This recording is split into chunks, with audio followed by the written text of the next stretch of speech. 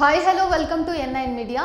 ఈ వీడియో అయితే ఎక్స్క్లూజివ్గా మన తెలంగాణలో ఎవరైతే విద్యార్థులను తమ పిల్లలను ప్రైవేటు బళ్ళకు పంపిస్తారో ఆ ప్రైవేటు పాఠశాలల్లో చదువుకుంటున్నటువంటి ప్రతి విద్యార్థి యొక్క తల్లిదండ్రుల కోసం చేస్తున్న ఈ వీడియో మీరైతే ఖచ్చితంగా ఈ వీడియోని చూడండి। మీకు తెలిసిన ఎవరైతే పేరెంట్స్ ఉన్నారో వాళ్ళ పిల్లల్ని ప్రైవేట్ విద్యా సంస్థల్లో చేర్పిస్తున్నారో వాళ్ళకి కూడా ఈ వీడియోని షేర్ చేయండి వీలైనంత వరకు।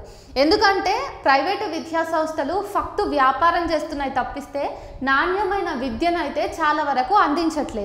ఒకవేళ నాణ్యమైన విద్యను అందిస్తూ కూడా ప్యారలల్గా విద్యను బిజినెస్ చేసే విషయంలో ఒకటేసారి పేరెంట్స్ వచ్చిండ్రు కాబట్టి వాళ్ళని నిలువు దోపిడీ చేసే విషయంలో అటు ఎక్స్ట్రా కరిక్యులర్ యాక్టివిటీస్ అని యూనిఫామ్లు మా దగ్గరనే కొనుక్కోవాలని, పుస్తకాలు కూడా మా దగ్గరనే కొనుక్కోవాలి, టెక్స్ట్ బుక్సే కాదు నోట్బుక్స్ని మేమే ఇస్తాము, డైరీ అని డైరీ మేమే ఇస్తాము, లేబుల్స్ అని లేబుల్స్ మేమే ఇస్తాము, ఇట్లా A to Z మొత్తం కూడా మా స్కూల్లోనే కొనుక్కోవాలి। అదేవిధంగా మీరు మీ పిల్లల్ని పంపించడానికి స్కూల్ బస్ కూడా మా బస్లోనే మీ పిల్లల్ని పంపించాలి అనే నిబంధనల్ని పెట్టి చాలా వరకు ట్యూషన్లు కూడా అందులోనే పెట్టి స్పెషల్గా స్కూల్ ఫీజుతో పాటు ట్యూషన్ ఫీజు అట్లా ప్రతి ఫీజుని కూడా వసూలు చేస్తున్నారు। అయితే ఈ నేపథ్యంలో మరి స్కూల్ బస్ల గురించి మనం ఖచ్చితంగా మాట్లాడుకోవాలి। ప్రతి పేరెంట్ కూడా తెలుసుకోవాల్సిన అంశాలు కొన్ని ఉన్నాయి, అవి ఈ వీడియోలో మాట్లాడుకుందాం।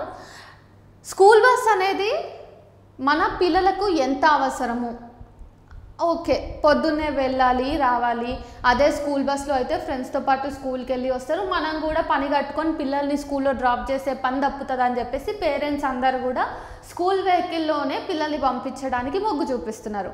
మరి ఈ వెహికల్స్ అన్నీ కూడా ఎంత నాణ్యంగా ఉన్నాయి, ఫిట్నెస్ చెక్లో ఎంత మేరకు ఇవి పాస్ అవుతాయి, ఇది మనకు ఎట్లా తెలవాలి?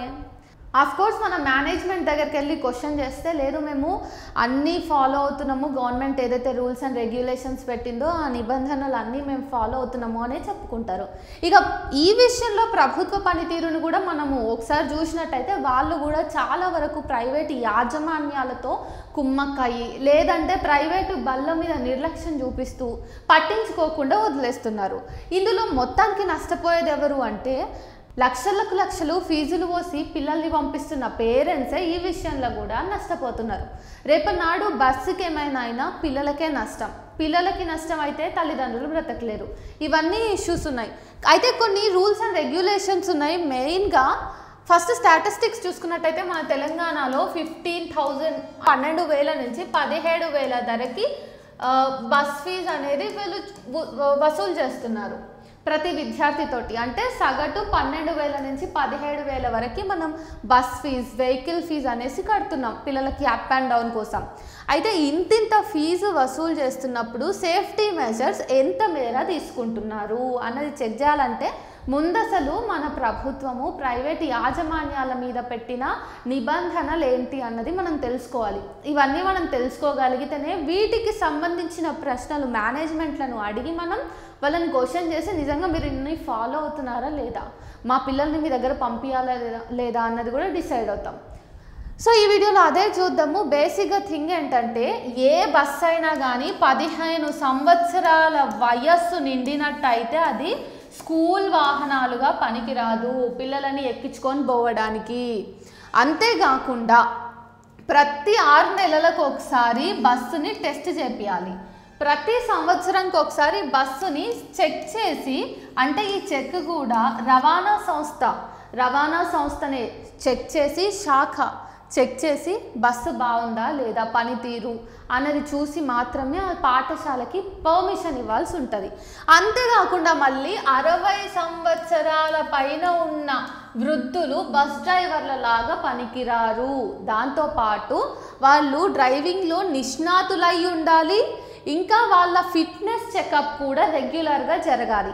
ప్రతి 6 నెలలకు ఒకసారి ఎవరైతే బస్సుని డ్రైవ్ చేస్తారో ఆ డ్రైవర్స్ అందరికీ కంటికి ఏమైనా సమస్యలు ఉన్నాయా, ఐసైట్ ఏమైనా పెరిగిందా, సైట్ వచ్చిందా, గుండె సంబంధిత జబ్బులు ఏమైనా ఉన్నాయా, ఇట్లా కొన్ని ఆరోగ్యపరమైన టెస్టులు చేసి వాళ్ళ ఫిట్నెస్ చెకప్కి సంబంధించిన రిపోర్ట్స్ అన్నీ కూడా ప్రతి యాజమాన్యం వాళ్ళతో పెట్టుకోవాలి.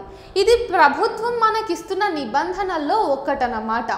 ఇక బీపీ షుగర్ లెవెల్స్ ఎట్లా ఉన్నాయి అన్న దగ్గర నుంచి ప్రతి ఆరోగ్యపరమైన రిపోర్ట్ను కూడా స్కూల్ మేనేజ్మెంట్లు దగ్గర ఉంచుకోవాలి. సో దట్ పిల్లలకి ఆ డ్రైవరు సెట్ అవుతాడా లేదా అన్నది చూస్తారు. అదే కాకుండా ఇప్పుడు ఒక బస్సులో 10 సీట్లు ఉన్నాయండి, మేము 10 కాదు 15 మందిని ఎక్కించుకుంటాం అనడానికి వీలు లేదు. ఎన్ని సీట్లు ఉన్నాయో అన్ని సీట్లలో సరిపోయేంతమంది విద్యార్థులు మాత్రమే పాఠశాలకు సంబంధించిన స్కూల్ బస్సులో వెళ్ళాలి.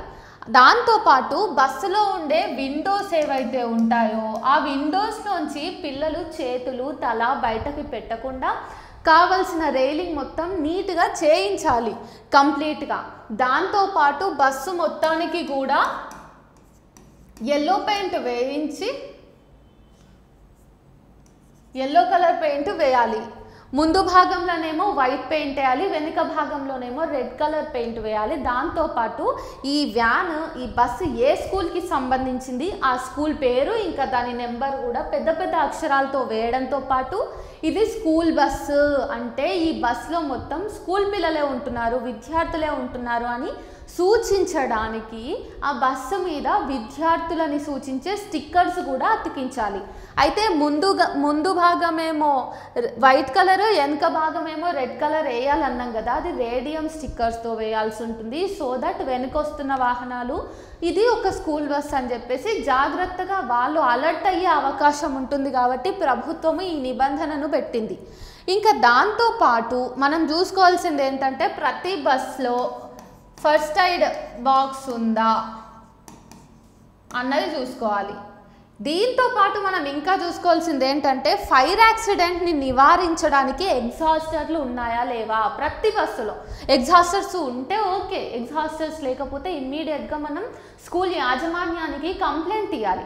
మనం అన్నీ ఫీజులు పోసి మన పిల్లల్ని పంపిస్తున్నాం కాబట్టి ఈ రకమైన ప్రశ్నలు ఏమైనా ఉంటే మనం మేనేజ్మెంట్ని క్వశ్చన్ చేయాలి. పిల్లల్ని జాయిన్ చేసేటప్పుడే క్వశ్చన్ చేసే హక్కు మనకుంది, వాళ్ళు ఆన్సర్ చేయాల్సిన బాధ్యతను కూడా కలిగి ఉన్నారు. కాబట్టి ఇవన్నీ తెలుసుకోవాలి. ఆ తర్వాత మనం టైర్ల నాణ్యతను గురించి కూడా అడగాలి వాళ్ళని. టైర్లు ఎంత నాణ్యంగా ఉన్నాయి ఆ టైర్ల నాణ్యతని బట్టి రెగ్యులర్గా వాళ్ళని అడుగుతూ ఉండొచ్చు. మనం రెగ్యులర్గా టైర్లను కూడా చెక్ చేసి వాటి పరిస్థితిని అంచనా వేసి వీలైతే కొత్త టైర్లు పెట్టాలి అవసరం పడ్డప్పుడల్లా. ఇవన్నీ ఫాలో అవడంతో పాటు మరీ ముఖ్యంగా ఈ స్కూల్ బస్సులన్నీ కూడా గంటకి 40 కిలోమీటర్లు మాత్రమే ఈ స్పీడ్ని వాళ్ళు మేనేజ్ చేయాలి. 40 కిలోమీటర్ల కంటే ఎక్కువ వాళ్ళు స్పీడ్గా వెళ్ళడానికి వీల్లేదు, ఎందుకంటే వాళ్ళ బస్సులో మొత్తం పిల్లలే ఉంటారు కాబట్టి. ఇవన్నీ రూల్స్ ఫాలో అయితే మాత్రమే మనము మన పిల్లలు వెళ్తున్న బస్సుని స్కూల్ బస్ని సురక్షితంగా వెళ్తుంది అని అనుకోవడానికి అవకాశం ఉంటుంది. సో ఇవన్నీ ఎవరైతే ఫాలో అవ్వకుండా అడ్డదిడ్డంగా కొన్ని బస్సులు చూసినట్టయితే మనం 50 ఏళ్ళు కాదు 60 ఏళ్ళు దాటిన వృద్ధులను కూడా డ్రైవర్లుగా చేర్చుకుంది. కొన్నిసార్లు మనం చూస్తే రైలింగ్ ఏమి ఉండదు, విండోస్కి గ్రిల్స్ ఏమి ఉండవు, పిల్లలు తలకాయ బయట పెట్టి హాయ్ బాయ్ చెప్తూ ఉంటారు.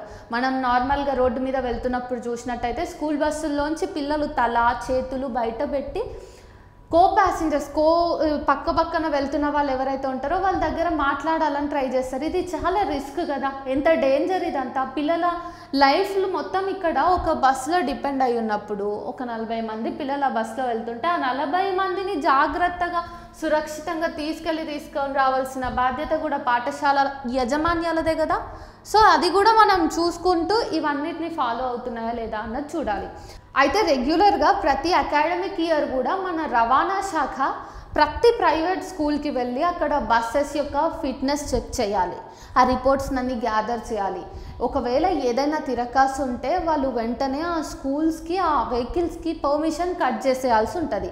కానీ మన అధికారులు ప్రస్తుతం అయితే నిద్రపోతున్నారు, ఎక్కడ కూడా చెక్ చేయట్లేదు. కొంతమంది చెక్ చేస్తే వాళ్ళు ఎట్లా చెక్ చేస్తున్నారంటే ఇప్పుడు ఒక స్కూల్లో 10 బస్సులు ఉంటే కేవలం 5 బస్సుల్ని మాత్రం చెక్ చేసి మిగతా 5 కూడా బాగున్నాయని చెప్పేసి రైట్ మార్క్ వేసి వాళ్ళందరూ 10 వాహనాలని కూడా స్కూల్ బస్సు లాగా వాడుకోవడానికి పర్మిషన్స్ ఇస్తున్నారు. ఇంకొన్ని చోట్ల స్కూల్ వాళ్ళే అంటే మేనేజ్మెంట్ ఇట్సెల్ఫ్ ఒక 10 బస్సులు ఉన్నప్పుడు 3ని లేదా 5ని అధికారుల దగ్గర ఫిట్ చెకప్కి తీసుకెళ్ళి మిగతా బస్సుల్ని తీసుకెళ్లకుండా ఏవైతే కండిషన్ బాగుండవో వాటిని తర్వాత యథావిధిగా వాటిని కూడా నడిపించుకుంటున్నారు. సో ఇదంతా కేవలం ఒక బిజినెస్ లాగా స్కూల్ వాళ్ళు ట్రీట్ చేస్తున్నారు. అధికారులేమో పని తప్పించుకోవడానికి పని దొంగల్లాగా ఓకే మా అమ్మ చేసినాం పైపైన అనిపించుకొని వాళ్ళ బాధ్యతని చేతులు దులుపుకోవడానికి వాళ్ళు ఫీల్ అవుతున్నారు. కానీ అంతిమంగా ఇది ఎవరికి నష్టం? అంతిమంగా మనకి ఎవరి రక్షణ కావాలి అని చూస్తే ఇటు పేరెంట్స్ ఇటు స్టూడెంట్సే మనకు కనిపిస్తారు. అండ్ మనం అంత కష్టపడి పిల్లల మీద ఎన్నో ఆశలు పెట్టుకొని వాళ్ళని స్కూల్కి పంపిస్తున్నప్పుడు మన పిల్లలు ఏ దారిలో పోతున్నారు, ఏ దారిలో వస్తున్నారు, వాళ్ళు వెళ్తూ వస్తూ క్రమంలో ఆ పిల్లలు ఎంత సేఫ్గా జర్నీ చేస్తున్నారు అన్నది కూడా మనం చూసుకోవాలి. ఎందుకంటే స్కూళ్ళలో ఏదైనా సమస్య ఉంటే పిల్లలు వచ్చి మనకు చెప్తారు, మనం వెళ్ళి మేనేజ్మెంట్ని క్వశ్చన్ చేస్తాం. కానీ ఈ బస్ సేఫ్టీకి సంబంధించిన ఏవైతే ఇష్యూలు ఉన్నాయో అంశాలు ఉన్నాయో అవి పిల్లలకు తెలీదు. దీని విషయంలో మాత్రం ఖచ్చితంగా పేరెంట్సే ఇనిషియేటివ్ తీసుకొని ప్రతి అంశాన్ని కూడా ఇందాక చెప్పినట్టు తెలుసుకొని వాళ్ళ పాఠశాలల్లోని పిల్లలకి బాగుందా లేదా, ఆ వెహికల్స్ అన్నీ గుడ్ కండిషన్లో ఉన్నాయా లేవా అన్నది చెక్ చేసి ఆ మేనేజ్మెంట్స్కి మనము ఫీడ్బ్యాక్ ఇవ్వాల్సి ఉంటుంది. ఒక పేరెంట్గా పోతున్నది మన పిల్లలు కాబట్టి పాఠశాలలకి. సో ఇవన్నీ గుర్తుపెట్టుకోండి. ప్రైవేట్ విద్యా సంస్థలో చదువుతున్న పిల్లల యొక్క ప్రతి పేరెంట్స్కి కూడా ఈ వీడియో షేర్ చేయండి. పిల్లల రక్షణ కంటే మించింది ఇంకేది ఉండదు మనకి. చదువు ఈరోజు కాకపోతే రేపు చదువుకుంటారు, లేకపోతే ఈరోజు ఇన్ని మార్కులు వస్తే రేపు చెప్పలేం, తక్కువ మార్కులు వచ్చినోడే రేపు టాపర్ అవ్వచ్చు.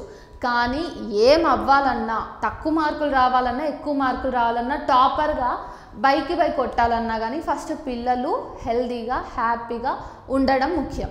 సో ఆ విషయంలో తీసుకోవాల్సిన ప్రతి చిన్న జాగ్రత్తని కూడా పేరెంట్స్ మిస్ చేసుకోవద్దు. అందులో ఇది ముఖ్యమైన జాగ్రత్త కాబట్టి మీ అందరి దగ్గర N9 మీడియా ఈ విషయాలన్నీ షేర్ చేసుకుంది. మళ్ళీ మరో వీడియోతో మళ్ళీ కలుద్దాం.